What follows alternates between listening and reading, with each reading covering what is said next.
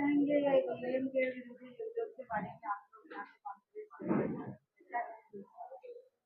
में पूरी चुनावी प्रक्रिया के ऊपर एक प्रश्न चिन्ह उठ गया है। जिस प्रकार से महाराष्ट्र में एक शंका का माहौल इस चुनाव के ऊपर उभरता आ रहा है, उससे ये लग रहा है कि अब पूरी चुनावी प्रक्रिया को सुधारने का वक्त आ गया है। सिर्फ ईवीएम के खिलाफ लड़के फायदा नहीं होगा, अब चुनाव आयोग के खिलाफ लड़ना पड़ेगा। और मुझे लगता है कि जो जनप्रतिनिधि है, जनता के जो ऑर्गेनाइजेशन है, उन्होंने अब इस पूरे प्रक्रिया को, इस चुनाव आयोग को खारिज करने के लिए एक आंदोलन करने का वक्त आ गया है। कब होगा जन आंदोलन? करने के लिए पहले एक प्रास्ताविक करना पड़ता है, समाज में जाकर उसके बारे में जानकारी देनी पड़ेगी। तो उसके लिए हम कोई तारीख एकदम से नहीं कह सकते। हमारा कार्यक्रम शुरू होगा, हम एक ओपिनियन क्रिएट करेंगे, उसके बाद ही हम आंदोलन करेंगे। सर, ईवीएम मशीन के बारे में आपने 2019 से ही आपने आंदोलन किया, बहुत सारे आंदोलन उठाए, लेकिन ईवीएम मशीन के बारे में कुछ भी निर्णय नहीं निकला, तो इस बार क्या करना चाहेंगे? नहीं, इसीलिए अब चुनावी प्रक्रिया को ही सुधारने का आंदोलन करना चाहिए, तो ही जाकर ईवीएम के बारे में सच्चाई से फैसला हो पाएगा। क्योंकि अब जिन लोगों के हाथों में फैसला है, उनके ऊपर से भरोसा उठ गया है।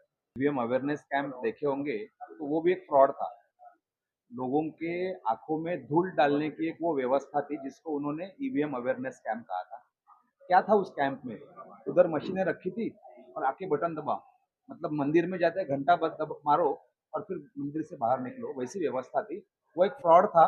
मैं तो ऐसा कहूंगा कि ये निर्णय जिन अधिकारियों ने लिया, उन्होंने जनता के टैक्स का पैसा जो है वो बर्बाद किया है, इसलिए उनसे वसूली होनी चाहिए।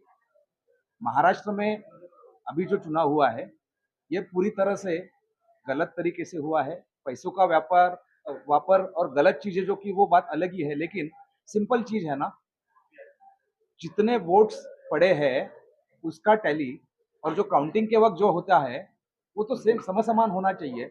अगर 95 जगह पे टैली नहीं हो रही है, इसका मतलब फ्रॉड है। हम कैलकुलेटर का इस्तेमाल करते हैं, 2+2 अगर 4 नहीं हुआ, 2+2 अगर 0 हो गया, इसका मतलब क्या होता है? गलत है ना वो। तो ये चीज ही, सिंपल चीज जो है वो महाराष्ट्र के जो चुनाव आयोग है उसको समझ में नहीं आ रहा है। हम पिछले 5 सालों से काम कर रहे हैं इसके ऊपर, इसीलिए अभी हमने अंतिम लड़ाई का निर्णय लिया है। रास्ते के ऊपर जाके हम ये लड़ाई लड़ेंगे। बाकी न्यायालयीन लड़ाई हो, चुनाव आयोग के साथ में संवैधानिक जो काम होगा, कम्युनिकेशन होगा, फॉलोअप होगा, वो तो चलते रहेगा। लेकिन अभी जनता को साथ में लेके रास्ते पे आके हम ये आंदोलन खड़ा करेंगे।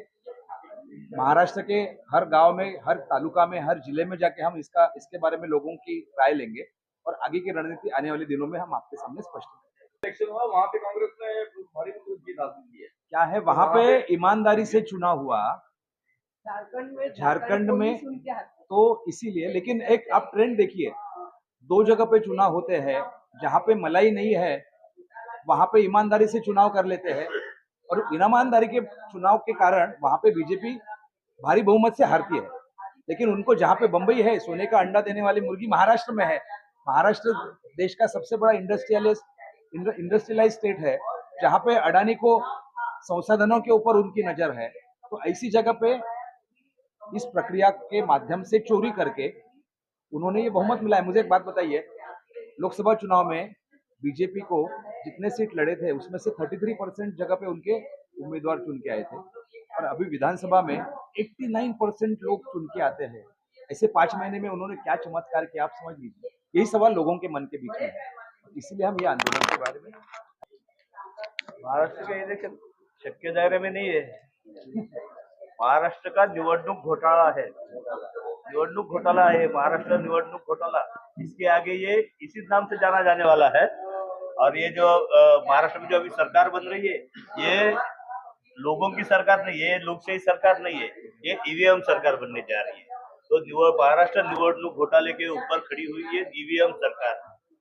कहा गया है कि लाड़की बहन योजना ने काफी कमाल दिखाया है इस चुनाव में, क्या कहना चाहिए? मैं महाराष्ट्र की औरतों की समझदारी पे मेरा पूरा भरोसा है। सिर्फ 1,500 के लिए महाराष्ट्र की औरतें मुंबई महाराष्ट्र को नहीं बेचना चाहती है।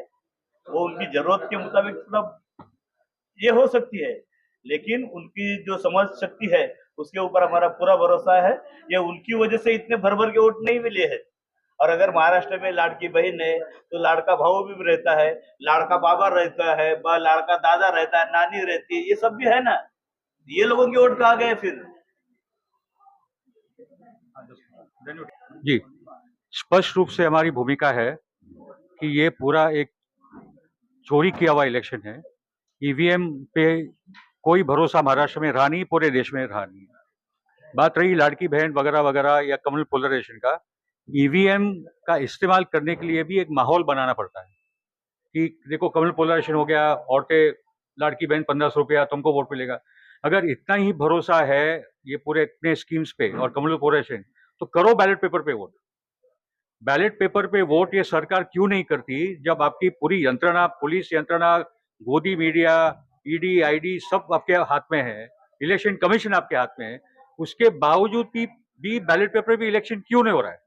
ठीक है, ये 56 इंच क्यों डर रहा है बैलेट पेपर से? ठीक है, तो पॉइंट ये है कि महाराष्ट्र में किसी को पूरे देश में ईवीएम पे भरोसा रहा नहीं है। ये इलेक्शन में उन्होंने कुछ ज्यादा ही कर लिया। 5:30 बजे जो 58% वोट होता है, 11:30 बजे वो 66% हो जाता है, फिर और 1.5% बढ़ाया जाता है, तो 7.5% बढ़ जाता है 5 बजे के बाद। ये उसका नतीजा है। क्या हो गया लोकसभा और विधानसभा के बीच में कि 14% का अंतर आ गया। कौन सा मोदी वेव था, कौन सा हिंदुत्व का वेव था, कुछ नहीं था। ठीक है, तो द पॉइंट इज के इस बार कुछ बचा ही नहीं है ईवीएम को डिफेंड करने वाले लोगों का। ठीक है, और इस बार जनता का आंदोलन, राजनीतिक दल भी इस बार बोल रही है, अब तक नहीं बोलते थे। हम जैसे लोग बोलते थे, वो समझते थे, खुलकर नहीं आके बोलते थे, मगर अभी राजनीतिक दलों का तो अस्तित्व का सवाल आ चुका है। भीख में कुछ दे देंगे आपको, 10-20 सीट यहाँ, कुछ राज्य भी दे देंगे, महाराष्ट्र ले लेंगे, झारखंड ले लेंगे, हरियाणा ले लेंगे, वगैरह वगैरह, ये सब खेल चलता है और 2029 में यही सब होना है।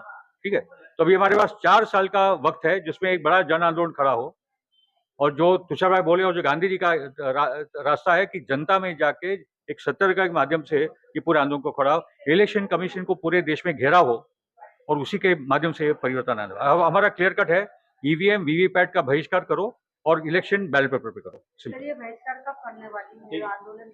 नहीं भैया, शुरुआत तो हम लोग 2019 से करेगा, चीजें आगे बढ़ी है। जैसे जैसे समझ में बात आती जाती है, जनता हमारे साथ आती है।